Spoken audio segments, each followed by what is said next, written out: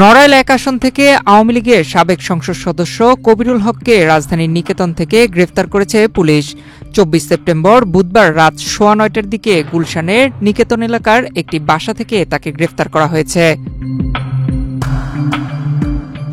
কবিরুল হক নড়াইল ১ আসন থেকে ২০০৮ সালে স্বতন্ত্র প্রার্থী হিসেবে সংসদ সদস্য নির্বাচিত হন।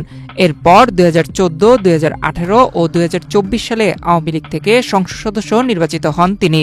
গত বছর গণঅভ্যুত্থানে আওয়ামী লীগ সরকার পতনের পর দলটির অনেক নেতার মতো কবিরুল হক আত্মগোপনে চলে যান। ওয়ালটন এখন দেশের সীমানা পেরিয়ে পৌঁছে গিয়েছে ৫০টিরও বেশি দেশে। ওয়ালটন, ঘরে ঘরে, বিশ্বজুড়ে। এর মধ্যে তার বিরুদ্ধে দুর্নীতির মামলা করেছে দুর্নীতি দমন কমিশন। বিএনপি সূত্র জানায়, নড়াইল ১ আসনের সাবেক সংসদ সদস্য কবিরুল হককে রাত ৯টার কিছু সময় পরে গ্রেফতার করা হয়েছে।